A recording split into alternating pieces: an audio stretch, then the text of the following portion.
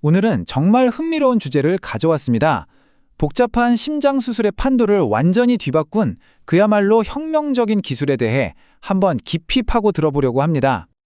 여러분, 우리 몸의 대동맥을 한번 상상해 보세요. 이건 그냥 혈관이 아니라 생명을 실어 나르는 거대한 고속도로입니다. 그런데 말이죠. 이 고속도로에서 가장 복잡하고 중요한 분기점, 바로 대동맥궁이 붕괴된다면 어떻게 될까요? 이건 외과 의사들에게는 그야말로 생과 사를 가르는 엄청난 도전 과제였습니다. 자, 그럼 한번 본격적으로 들어가 볼까요? 과거 의사들이 이 복잡한 대동맥 질환이라는 거대한 벽 앞에서 어떤 해결책을 내놨는지, 이게 참 기발하긴 했는데 치명적인 약점도 있었거든요. 한번 보시죠. 1983년에 등장한 이 전통적 엘리펀트 트렁크 기법은요, 그야말로 혁신 그 자체였습니다. 마치 인류가 달에 첫 발을 내디뎠을 때처럼 의사들은 이 방법을 통해서 이전에는 정말 상상도 못했던, 손댈 수 없었던 광범위한 대동맥 질환이라는 미지의 영역에 드디어 발을 들여놓을 수 있게 된 거죠.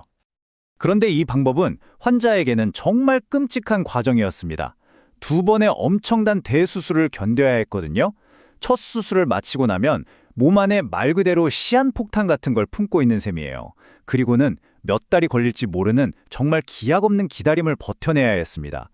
진짜 매일매일 살얼음판을 걷는 기분이었겠죠? 자, 이 숫자 좀 보세요. 13%. 이게 그냥 통계 수치가 아닙니다. 바로 그 2번째 수술을 기다리다가 결국 대동맥이 파열돼서 돌아가신 분들의 비율이에요. 희망을 품고 기다리던 그 시간 자체가 환자에게는 가장 치명적인 위험이 되어버린 겁니다. 정말 비극이죠. 게다가 문제가 더 있었습니다. 첫 번째 수술을 받은 환자들 중에 거의 절반, 그러니까 45%는요, 나이가 너무 많거나 몸이 너무 쇠약해져서 정작 가장 중요한 2번째 수술은 아예 받지도 못했어요. 평생을 불안에 떨면서 살아야 했던 겁니다. 자, 그러니까 이제 명확해졌죠. 이 위험천만한 기다림의 시간을 어떻게든 없애야만 했습니다. 뭔가 새로운 아이디어가 정말 절실했던 거죠. 바로 여기서 외과 의사들이 정말 근본적인 질문을 던지기 시작합니다. 잠깐만, 만약에 이 모든 걸 그냥 단 한 번의 수술로 끝내버릴 수 있다면 어때요? 이 간단하면서도 정말 대담한 질문. 이게 바로 모든 걸 바꾼 혁명의 시작이었습니다. 그의 답이 바로 이 프로즌 엘리펀트 트렁크, FET였습니다. 핵심은 프로즌, 즉 얼어붙었다는 개념인데요. 스텐트 그라프트, 그러니까 금속 그물망에 달린 인조혈관을 이용해서 하행대동맥 벽에 착 하고 단단히 고정시키는 거예요. 더 이상 인조혈관이 불안하게 덜렁거리지 않게 된 거죠. 말 그대로 얼어붙은 듯이요. 두 기술의 차이는 이건 뭐 하늘과 땅 차이입니다. FET는 단순히 2번 할 수술을 한 번으로 줄여서 위험한 기다림을 없앤 것, 그 이상이었어요. 훨씬 더 근본적인 변화를 가져왔는데 그게 바로 대동맥 리모델링입니다. 이게 뭐냐면 그냥 낡은 파이프를 새 걸로 갈아 끼우는 수준이 아니에요. 스텐트가 약해진 대동맥벽을 안에서 딱 지지해주니까 혈관이 스스로 건강한 구조로 다시 만들어지는 걸 돕는 거죠. 이건 치료의 차원이 달라진 겁니다. 바로 이겁니다. 치료의 목표가 그냥 제발 터지지 말아라 하고 희망 섞인 관찰을 하는 것에서 우리 몸이 스스로 회복하도록 능동적으로 돕는 생리학적 리모델링으로 완전히 바뀐 거죠. 정말 엄청난 철학의 전환이에요. 자, 그럼 이 혁명적인 컨셉을 어떤 회사가 완성해서 업계의 골드 스탠다드로 만들었을까요? 그 비결을 한번 들여다보겠습니다. 테르모 에이오틱사의 토라플렉스 하이브리드가 바로 그 주인공입니다. 성공 비결은 정말 디테일에 숨어 있어요. 예를 들어 이 젤위브라는 특수 코팅된 인조혈관은 수술 전에 피를 묻혀서 굳히는 복잡한 과정을 생략하게 해줘서 수술 시간을 확 줄여주고요. 또 유연한 니티놀링으로 만들어진 스텐트는 환자마다 제각각인 대동맥의 구분 모양에 완벽하게 착 달라붙습니다. 이런 작은 차이 하나하나가 모여서 수술 성공률을 높이고 치명적인 합병증을 막는 결정적인 역할을 하는 거죠. 이 타임라인을 보면 이 기술이 어떻게 시장을 정복했는지 한눈에 보입니다. 2012년에 유럽에서 시작해서 10년 만에 그 까다롭다는 미국 FDA의 승인까지 받아냈죠.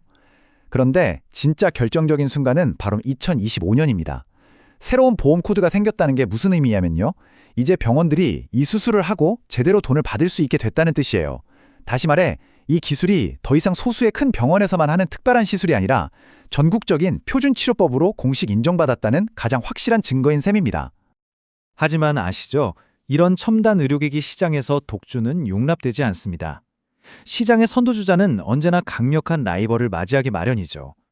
경쟁 구도가 아주 흥미롭습니다. 토라플렉스는 FDA 승인이라는 막강한 무기를 앞세워서 세계 최대 시장인 미국을 선점했죠.